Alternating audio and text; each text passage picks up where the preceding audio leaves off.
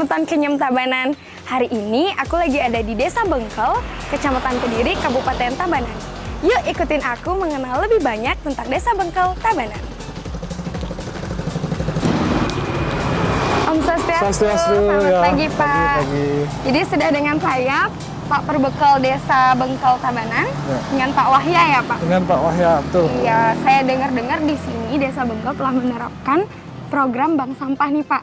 Betul. Kita mau tanya-tanya nih soal cara pengelolaan sampah di desa ini yang belakangan ini telah diterapkan. Oke. Jadi seperti yang bilang tadi, siapa namanya?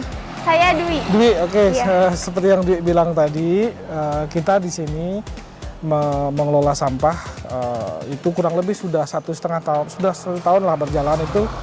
Kita mengajarkan masyarakat memilah sampah dari sumber itu dengan metode mengaktifkan bank sampah. Itu hal pertama yang kita lakukan di Bengkel ini. Jadi bank sampah ini adalah media kita untuk pembelajaran sebenarnya. Bagaimana masyarakat bisa mengolah, memilah sampahnya dari sumber, mengetahui jenis-jenis sampah, itu melalui bank sampah. Kemudian nanti sini sudah berjalan 1 tahun, udah sekitar rata-rata setiap bulan itu ada 2 ton sampah yang terkumpul di masing-masing desa ini, di masing-masing kantor bank sampah, masing-masing kira-kira 500 kilo berarti setiap bulan. Nah, setelah nanti berjalannya kan udah 1 tahun nih, udah berjalan 1 tahun. Tahun ini kita akan mulai metode yang baru lagi. Nah, bank sampah ini lebih banyak ke sampahan organik. Nah, di TPS 3R nanti di tahun ini kita akan mulai belajar tentang pengolahan sampah organik. Jadi ada 2 metode, satu bank sampah, satu lagi TPS 3R. Iya, berarti untuk sekarang yang saat ini sedang dilakukan yaitu cuma bank sampah dulu ya Bank Pak? sampah, betul. Ya. Yang masih jalan sekarang bank sampah setiap banjar. Iya, lalu gimana sih Pak caranya setiap warga itu bisa memilah sampahnya? Apakah ada sosialisasi tertentu? Oke, ya. Jadi memang metode pemilahan ini agak susah ya. Jadi untuk merangsang itu kita pertama kali berikan mereka alat pemilahan sampah. Jadi di desa mensupport fasilitas alat pemilahan sampah kita buatkan di sini. Yang buat juga warga sini. Jadi dari besi, tempat sampah itu dari besi, tapi satu tempat sampah ada 3 lubangnya. Jadi warga tinggal menaruh kampil saja di tempat sampah itu. Nah, di tempat sampah itu kita sudah tambahkan gambar. Kalau biasanya kan ada organik, anorganik, residu, mereka nggak ngerti. Kita ganti pakai gambar. Nah, gambar itulah kemudian ada botol plastik, ada plastik lembaran, kemudian ada sampah organik yang dimasukkan. Nah, itu yang kita berikan sehingga dari situ bisa mereka tahu, oh, kalau aku punya bungkus snack nih, masukin sini. Punya plastik kiloan nih, masukin sini. Oh, botol, masukin sini gitu. Jadi itu alat yang kita gunakan untuk mengedukasi di rumah tangga. Selain nanti ketika dia bawa sampahnya ke bank sampah, di bank sampah juga dikasih tahu, Bu, kalau ini sampahnya dipilah, tutupnya dilepas, nih harganya lebih mahal loh, segala macam. Jadi itu yang kita lakukan metodenya di sini untuk mengencourage warga atau merangsang minat warga untuk melakukan pemilahan dan nyetor ke bank sampah. Jadi sekalian untuk mengurangi rasa malas juga ya Pak ya, betul, karena harus dipilah supaya bisa mendapat lebih banyak. Karena proses ini kan tidak bisa kita lakukan dalam waktu cepat. Iya. Makanya metode awal yang kita lakukan itu adalah bank sampah dulu. Karena bank sampah adalah tempat media kita untuk mengedukasi selain kita ngumpulin sampahnya juga. Jadi mengedukasi masyarakatnya. Nah, tadi mungkin adik bisa lihat nanti ada kader kita tuh datang ke rumah-rumah mengedukasi warga caranya memilah sampah seperti apa. Nah, sebelum mereka buka bank sampah, mereka lakukan edukasi dulu. Nah, bank sampah kadernya ini harus kita perdayakan semaksimal mungkin. Kebetulan di desa kita sangat perdayakan kader dan tentu kita berikan mereka insentif. Gitu, karena kan mereka harus mengedukasi warga kan. Kemudian bekerja untuk itu, kemudian mengumpulkan sampah, mendata semua tabungan dalam bentuk sampah. Ya, artinya mereka sudah peduli dengan lingkungan lah. Gitu. Kalau untuk manfaatnya tuh Pak, kan tadi dibilang udah setahun belakangan ini ya berjalan. Manfaat yang terlihat itu apa sih Pak? Ya, pertama tentu kita akan mendapat manfaat terhadap kebersihan lingkungan.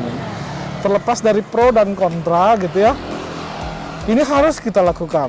Ya, harus kita lakukan. Kalau dulu mungkin kita sampah kita diangkut kemudian dibuang. Mungkin nanti bisa lihat nanti di Mandung itu kan udah numpuk gitu sampahnya. Kasihan juga gitu masyarakat di sekitar sana. Dulu tahun 2020 Agustus kita stop layanan angkut buang, kemudian kita ganti dengan metode sesuai dengan Pergub 47 nomor 2019 tahun 2019 kan. Nah, manfaatnya kemudian ya satu, masyarakat lingkungannya bersih. Ya, satu udah pasti sehat. Kemudian manfaat yang kedua, ada nilai ekonomi yang bisa didapatkan masyarakat kalau dia mau memilah. Kalau nggak dipilah ya nilainya dapat, cuman kecil gitu. Kalau dia memilah dengan tutup botolnya dan lain sebagainya, dia akan mendapatkan nilai ekonomi. Udah sempat ditarik kok tabungannya satu kali itu, salah satu masyarakat itu sampai 200.000 dapatnya. Berarti dalam bentuk uang ya? Dalam bentuk uang, tabungan, dalam bentuk tabungan sebenarnya. Nah, tabungan ini ditariknya 6 bulan sekali. Nah, kesepakatannya begitu, 6 bulan sekali sebelum Hari Raya Galungan bisa ditarik gitu. Iya. Jadi itu aja ya Pak ya, kira-kira ada tambahan mungkin untuk pesan untuk warganya supaya lebih bersemangat lagi dalam memilah sampah? Jadi gini, untuk warga Desa Bengkel maupun yang di luar Desa Bengkel, pesan saya cuma satu sebenarnya. Kalau kita ingin disayangi oleh bumi, artinya kita disayangi bumi, kita harus menyayangi bumi gitu. Kalau kita tidak menyayangi bumi, jangan harap dia akan menjaga kita. Itu sih intinya sebenarnya. Makanya kita harus mulai dari sekarang. Ya kalau mungkin kita merubah kebiasaan susah dari sekarang ya, mulai kalau nggak sekarang kapan lagi. Kita butuh waktu yang lama untuk karena ini kan harus gerakan bersama, bukan cuma satu individu. Nggak bisa individu saja, harus gerakan bersama gitu. Jadi kalau kita ingin disayangi oleh bumi, kita harus sayangi dia. Itu aja sih intinya. Intinya kita harus mencintai alam ya teman-teman semua. Betul. Supaya alam bisa memberikan benefit untuk kita. Oke, gini aja, kalau misalnya mau lihat, kita ada di sini case-nya bagaimana cara memilah, kemudian gambar-gambar apa aja yang dimunculin. Mau lihat nggak? Boleh juga tuh kalau Pak. gitu kalau mau lihat, kita ke dalam aja. Ya? Sambutan Senyum Tabanan semua ikutin kita. Nah, ini dia tempat pemilahan sampah yang kita punya di kantor desa. Nanti tempat pemilahan sampah seperti ini kurang lebih ada juga di rumah tangga masing-masing warga di sini. Jadi satu dapur kita kasih satu tempat pemilahan seperti ini. Nah, kalau bisa dilihat di sini kan ada gambarnya nih. Ada gambar sampah plastik, kemudian sampah botol. Nah, ini ditaruh di sini. Jadi kita memulai kebiasaan ini dari internal desa dulu. Kemudian sampah plastiknya nanti dibuang sini, jadi jenisnya seperti ini. Yang ini sampah botol, jenis-jenisnya seperti ini. Pokoknya semua sampah botol masuk ke sini. Ya, di sini kertas-kertas, ya, masuk sampah kertas di sini. Nah, di situ residu tuh 2 kotak, itu 2 residu. Nah, untuk sampah organik, makanan dan lain sebagainya ada 2 cara sebenarnya. Ini pakai gentong komposter atau pakai ini komposter bag. Kita lebih suka pakai komposter bag karena lebih efisien. Jadi nggak ada air lindihnya. Coba bisa saya lihat nggak ya? Boleh. Ini komposter bag misalnya, semua sampah organik itu dimasukin di sini. Tuh kan. Ini semua sampah organik masuk sini, nanti dia akan hancur sendiri.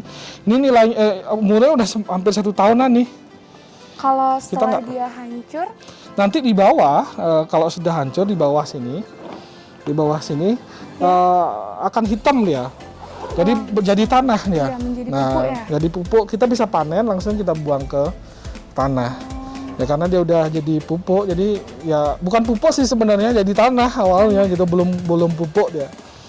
Jadi tanah bentuknya hitam, kita panennya dari sini, kita buka, kita ya buang sembarangan juga nggak apa-apa. Gitu. Tulang, kemudian segala macam di sini bisa, tulang, bangkai ayam gitu misalnya, nggak bau. Ini tidak menimbulkan bau. Coba nih bawain nggak? Ini ada, ya coba nih. Tadi kita cium guys. Senyum Tabanan semua ini membuktikan ya, ini harum atau enggak. harum atau enggak.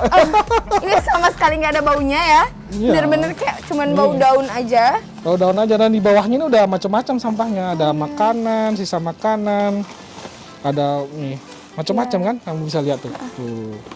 Artinya saya nggak pura-pura. Iya. No rekayasa ya. Iya. Gitu.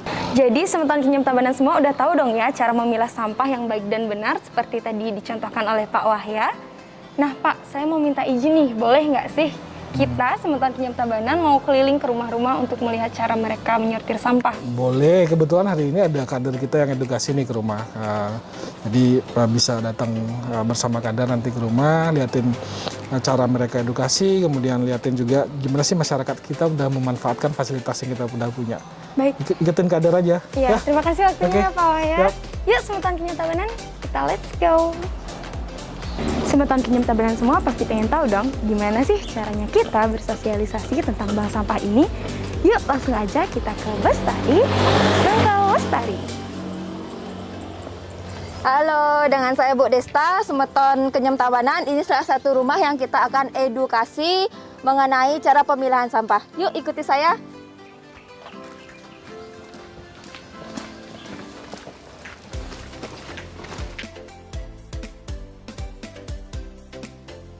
Swastiastu.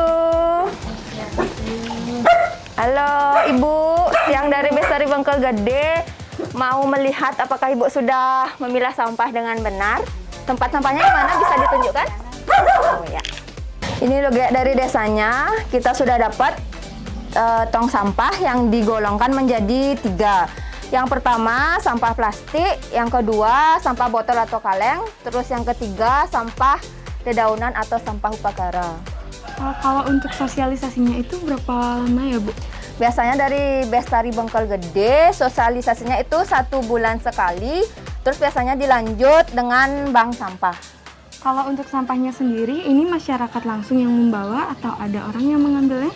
Kalau untuk sekarang masih warganya yang nanti membawa ke Balai Banjar, tapi untuk program kedepannya katanya pengurusnya yang akan ke rumah-rumah warga untuk warganya kan biasanya ya ngekoh lah gitu. Sekarang biar timbul keinginan untuk mengangkut sampahnya, jadi kita yang bantu untuk mengangkut ke masing-masing rumahnya gitu. Iya.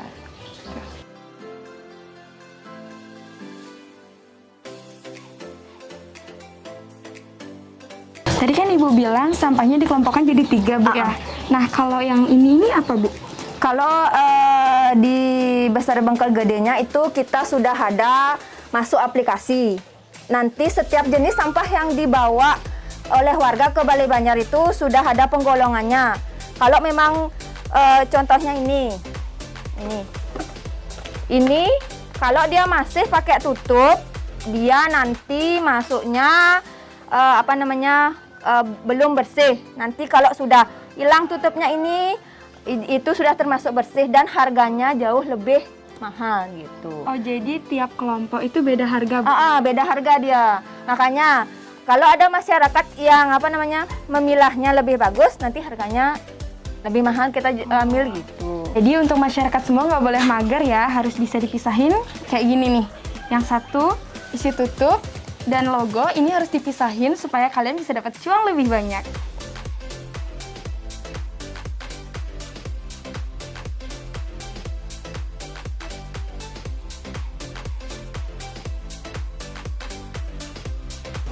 Pang lo itu kutang. Mesti jadi dari nak sebona milah sampah, nak pemerintah ngomongkan milah sampah sebelum lah kemasnya, opaknya. Nah jadi kalau pilah tampil jang.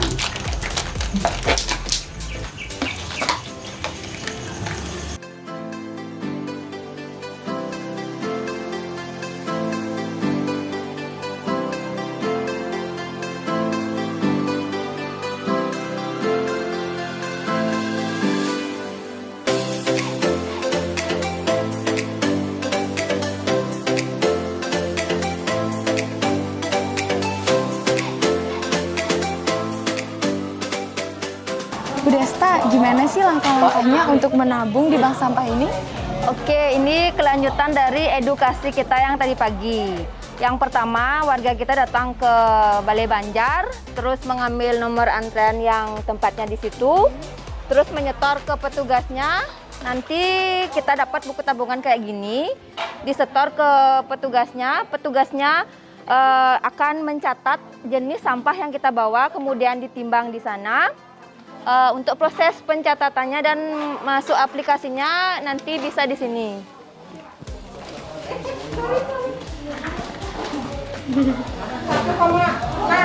Ini untuk di pencatatan aplikasinya yang akan diangkut oleh Baliwastunya nanti.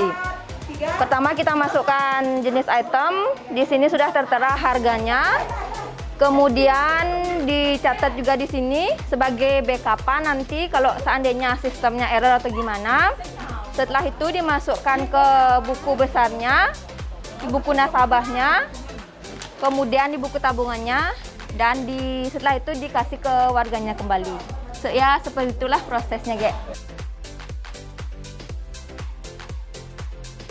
Nah, jadi teman-teman Kenyam Tabanan semua udah pada tahu dong ya, gimana sih caranya menyortir sampah dengan benar? Desa Bengkel ini bisa menjadi salah satu contoh untuk kita dalam memanfaatkan sampah rumah tangga yang kita punya. Semoga tayangan ini dapat menghibur sekaligus menginspirasi untuk semua teman-teman Kenyam Tabanan. Saya, Dwi Maharani, undur diri dulu ya. Jangan lupa like, komen, dan subscribe channel Kenyam Tabanan. Tetap jaga kesehatan dan selalu kenyam. Lestari Bengkel Gede bersama Kenyam Tabanan, semangat!